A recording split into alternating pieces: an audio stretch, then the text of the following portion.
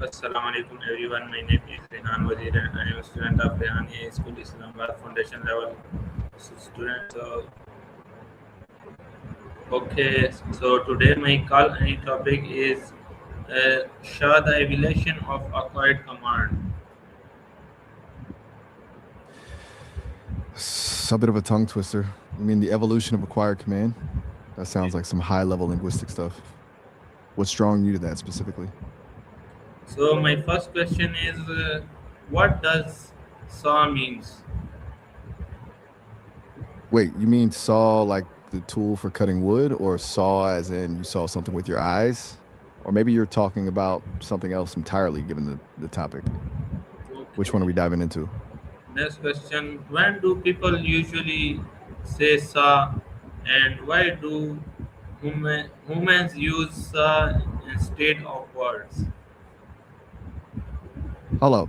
I'm still a little confused on the saw part. Like, if you're talking about seeing something, people just use it to describe something that already happened.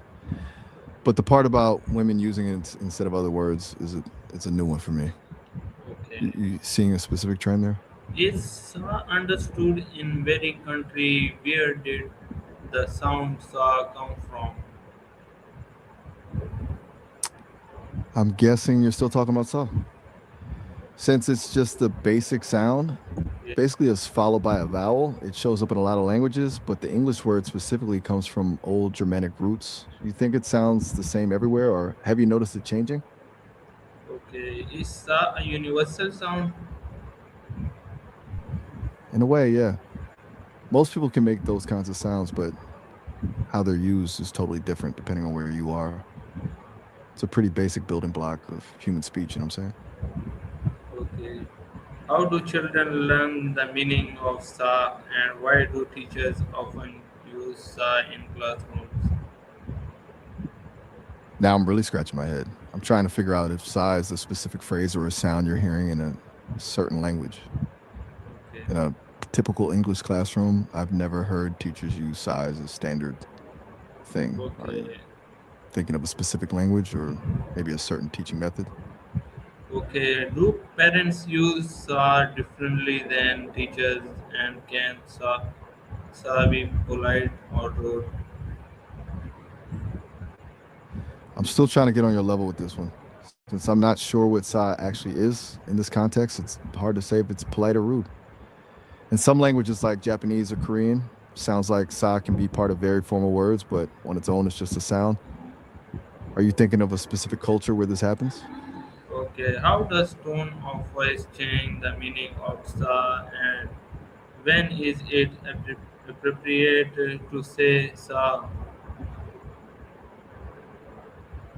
I'll be real with you. I'm still totally in the dark on what sa is here.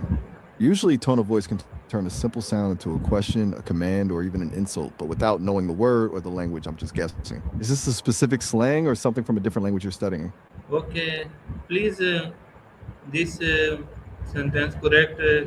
I am read spelling SHHH. This is a Oh, you're talking about the sound people make to get someone to be quiet. That makes way more sense. You had me wondering if we were talking about some secret code or a different language entirely. please tell me this word SHHH. Got you now. Basically, shit isn't even a real word with the dictionary definition. It's an onomatopoeia. That's just a fancy way of saying the word is actually the sound it's trying to describe. It's a universal signal for quiet down or keep it on the low. Pretty dope how a simple sound can be understood by almost anyone, regardless of what language they speak. You want to know where it actually comes from or how it's used differently in other places? Okay, how did make you feel?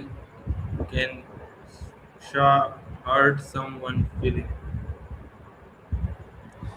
Honestly, it doesn't really make me feel anything. I don't have a shushing reflex since I don't have ears to get buzzed in. As for shushing someone else, it's all about the energy. Okay, is It can be silence a gentle, hey, keep it. is silence always a good thing? I'm with you on that. Silence can be a total game changer, especially when the world is just too loud. Mm, Okay. you prefer the kind of Why do silence. people value quiet place and what places require silence? Libraries and museums are the obvious ones, but honestly, a deep forest or a quiet room at 3 a.m. hits different. Some people need that absolute zero noise to actually think. So, You a fan of the total silence, or do you like a little bit of background noise? why is silence important in libraries and why do hospitals encourage quiet?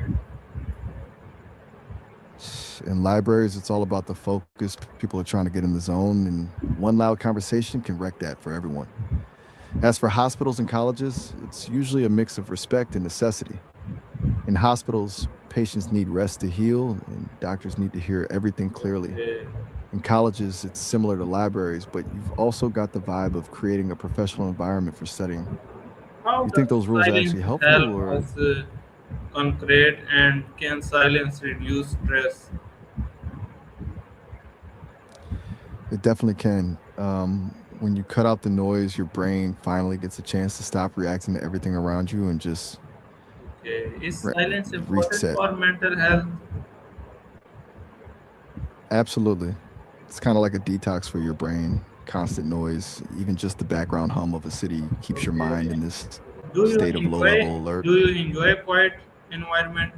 Can silence improve learning? I'm definitely into the idea of a quiet environment. It's a lot easier to keep things smooth when there's no chaos in the background. And yeah, silence is a huge help for learning. It Okay. lets you actually process the info instead of just hearing it, How which helps about things stick how better. how does social You usually need media total silence. impact silence and are people becoming less comfortable with silence? Social media basically killed the silence. Now, the second there's a quiet moment, people just pull out their phones to fill the gap with a scroll. Okay. It's like we've forgotten how to just exist with our own thoughts without some kind of digital noise. I think people are definitely getting more anxious when it's actually quiet because they're so used to the constant stream of info. You Okay. feel that too, or are you one of those people who Why can do actually just many sit in a room and be why do chill? many people always need background noise and can silence strengthen relationship?